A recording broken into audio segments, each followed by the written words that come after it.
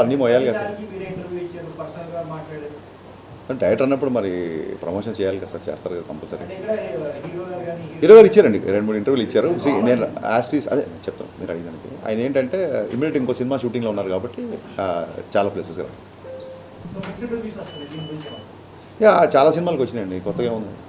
Mixed reviews చాలా సినిమాలకు వచ్చినాయి, మిక్స్డ్ రేటింగ్స్ చాలా సినిమాలకు వచ్చినాయి. నేను ఆన్లైన్లో ఏదైతే మిక్స్డ్ టాక్ ఉందో అలాగే నాకు నచ్చినవి నేను ట్వీట్ చేసిన చూడండి, ఇది కూడా ఈక్వల్గానే ఉంది. అండ్ ఇదేం కొత్త కాదు మనకి, ఇదేం కొత్త కాదు. ఇప్పుడు షో బై షోకి టాక్ పెరుగుతుంది. సో నెక్స్ట్ కమింగ్ హాలిడేస్ కాబట్టి డెఫినెట్గా సినిమా మా ఎక్స్పెక్టేషన్ తగ్గట్టుగానే వెళ్తుంది. మా ఎక్స్పెక్టేషన్స్ దాటాలని కూడా కోరుకుంటాం.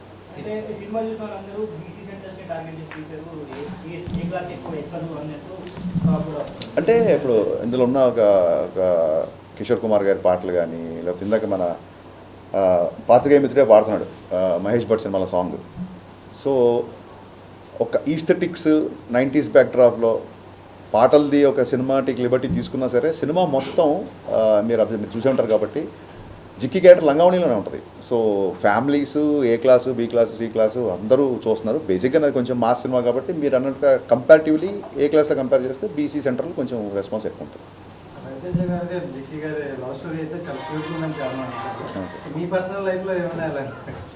పర్సనల్ లైఫ్లో నాది కాదు కానీ నా చుట్టుపక్కల ఉన్న ఫ్రెండ్స్ది మేము స్కూల్ డేస్లో ఉన్నప్పుడు ఈ ల్యాండ్ లైన్లు ఒక అమ్మాయికి ఫోన్ చేయాలంటే ఇప్పుడంటే గబుక్కున్న వాట్సాప్లో మెసేజ్ రీచ్ అయిపోతాయి. పక్కింటికి వెళ్ళి చేసేవాళ్ళు, ఎవరన్నా మగ గొంతు వెనక టపకని ఫోన్ పెట్టేవాళ్ళు, ఇలాంటి చాలా ఎక్స్పీరియన్స్ ఉంది. సో అందుకే ఆ ఫోన్ డెడ్ అయ్యి సీన్ ఉంటుంది ఒకటి. వీళ్ళిద్దరు ఆయన ఫోన్ వంక ఇద్దరు రొమాన్స్ చేసుకుంటే ఫాదర్ వచ్చి ఎవరితో మాడుతున్నాం అమ్మ అంటే అదే అక్కతో మాడుతున్నాను అంటే ఫోన్ డెడ్ అయ్యి అది రియల్ లైఫ్లో జరిగిన ఇన్సిడెంట్. మా ఫ్రెండ్ ఉన్న అమ్మాయి ఫోన్లో మాట్లాడేసుకున్నారు, ఫోన్ డెడ్ అంటే తెలియదు ఊరికే. అంటే వాళ్ళ ఇంట్లోకి వెళ్ళి ఆ అబ్బాయి కూర్చుంటే ఈ అమ్మాయి ఫోన్లో మాట్లాడితే అతనితో మాడుతుంది. రియల్ లైఫ్ ఇన్సిడెంట్ ఇది. So based on true incidents అనలేం కానీ అలా జరిగింది. అంటే క్యామియో అనేది మీరు అబ్జర్వ్ చేస్తే సినిమాలో ఎప్పుడైతే విలన్ ఇంట్లో హీరో ఇరుక్కుపోతాడో, ఎప్పుడైతే ఆ బిఫోర్ నైట్ జిక్కి అనే అమ్మాయితో హీరో పెళ్ళి అవ్వాల్సి వస్తుందని తెలిసినప్పుడు, ఇక్కడ కాదు ఇన్ని లంచాలకి ఎన్ని ఫైట్లు ఎంత మనుషుల్ని పంపినా సరే హీరో లొంగట్లేదు అన్నప్పుడు, పెళ్లి జరిగే ఇంట్లో గొడవ చేస్తే అప్పుడన్నా ఇతను బయటకు వస్తాడేమో అన్న ఒక థాట్తో పెళ్ళింటికి వెళ్ళిపోతారు. కానీ జప్తు చేసిన డబ్బంతా వదిలేసి హీరో వెళ్ళలేని పరిస్థితి. సో అక్కడ ఇంకొక ఐటీ ఆఫీసర్ రావాలి, కథ డిమాండ్ చేసింది. అక్కడ ఇంకో క్యారెక్టర్ ఊరికే స్టార్తో క్యామియో చేయించాలని కాదు, కథ డిమాండ్ చేసింది. డిమాండ్ చేసినప్పుడు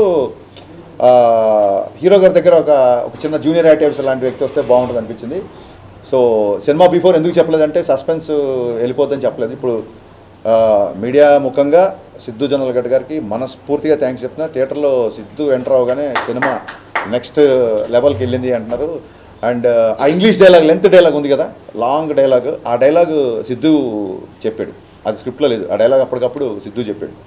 సో ఈజ్ అమేజింగ్ అండి. అంటే సినిమాలో తన కంట్రిబ్యూషన్కి విపరీతమైన రెస్పాన్స్ వస్తుంది. ఆ డోర్ పగిలి సిద్ధు ఎంటర్ అవగానే థియేటర్లో ఒక ఎరప్ట్ వచ్చిందని చెప్తున్నారు డిస్ట్రిబ్యూటర్లు అందరూ. So Siddhu, thank you my star boy, thank you so much for your wonderful and impactful campaign. Congratulations అండి. Thank you sir. 90s అనేటప్పటికి మాకే కరెక్ట్ అవుతాయండి, నేను ఇక్కడ చాలా మంది లేరు, ఆ ఏజ్ నాదే కాబట్టి. మహేష్ భట్ సాంగ్ వచ్చినప్పుడు తుమ్ హై అప్నా బనానే కి కసం, సౌదీ అరేబియాలో చూశాను నేను ఆ సినిమా. ఓకే, చాలా కనెక్ట్ అయిపోయాం. ఆ ఫోన్ ట్రాపింగ్ కానీ, పక్కింటికి వెళ్ళి రావడం కానీ, ఇవన్నీ అసలు అలాంటి థాట్స్. ఆ పాటలు మహేష్ భట్ పాట అమితాబ్ బచ్చన్ గారికి ఎలా పెట్టాలనుకున్నారు అంటే కావాలని చేశారా? నెక్స్ట్ మోరెవర్ ఇవిడికి జిక్కి అని సింగర్ పెట్టాలి. నాకు చాలామంది ఫ్యామిలీస్ ఫోన్ చేశారండి, జిక్కి అనే పేరు పెట్టడం అనేది అసలు చాలా బాగుంది అబ్బాయి అని చెప్పి చాలామంది ఫోన్ చేశారు. మహాగాయని ఆవిడ. ఇంకా నాకు చిన్నప్పటి నుంచి మ్యూజిక్తో పెరిగినోండి నేను. మీరు ఎలా అయితే సడక్ పాటలు, మహేష్ భట్లు, కుమార్ సాంగ్ పాటలు విన్నామో, అందులో సినిమాలో రవితేజ్ గారికి ఉన్న సచిన్ కడేకర్ గారికి ఉన్న రిలేషను నాకు మా నాన్నగారికి ఉండేది. అంటే మా నాన్నగారి వల్లే నాకు కిషోర్ కుమార్ పాటలు బాగా ఇష్టం. బట్ నేను కుమార్ సార్ పాటలు ఎక్కువ వినేవాడిని, మా నాన్న ఏమో కిషోర్ కుమార్ ఫ్యాన్. సో మా ఇద్దరికి ఎప్పుడు ఇంట్లో ఒక చిన్న ఆర్గ్యుమెంట్లు, సరదా డిబేట్లు ఉండేవి. సో దాన్నే సినిమాలో పెట్టాను. మీకు నచ్చడం, దాన్ని విపరీతమైన రెస్పాన్స్ రావడం నాకు చాలా. అంటే మిస్టర్ బచ్చన్ ఇప్పుడు మీరు అన్నట్టు రివ్యూస్ తేడాగా వస్తున్నాయి అంటారు కదా, సినిమాలో చూస్తే చాలా బాగుందండి. అంటే పాటలు ఉన్నాయి, డాన్సులు ఉన్నాయి, ఫైట్స్ ఉన్నాయి, థ్యాంక్ యూ సార్, ఎంటర్టైన్మెంట్ ఉంది. సినిమా విపరీతంగా నచ్చింది నాకైతే అవజోన్ మాట. థ్యాంక్ యూ అండి, థ్యాంక్ యూ సో మచ్. అలా ప్రేక్షకుడిని ఏమీ ఊహించుకోకుండా వెళ్తే సినిమా చాలా బాగుంటుంది అని మీరు ఏమైనా ఆడియన్స్కి చెప్పగలరా? లేదండి, నేను బిగినింగ్ నుంచి నేను రివ్యూల గురించి ఎప్పుడు నేను ఎప్పుడు రివ్యూల గురించి మీరు ఇవ్వద్దు అన్నమాట.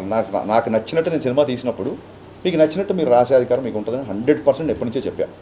సో వాట్ ఎవర్ ద డిబేట్లలో ఒక 2-3 సార్లు కొంచెం ఏమన్నా హీటెడ్ ఆర్గ్యుమెంట్స్ అయినా పర్సనల్ అటాక్స్ నుంచి అయింది తప్ప నా సినిమాని నాకు నచ్చేటట్టుగానే మీ రివ్యూ ఉండాలని చెప్పి నేను ఎప్పుడు అనలేదు. అండ్ రివ్యూస్లలో కూడా నాకు బాగా నచ్చిన మీకు ఇక్కడ వచ్చే ముందే మళ్ళీ ట్వీట్ చేశాను నేను.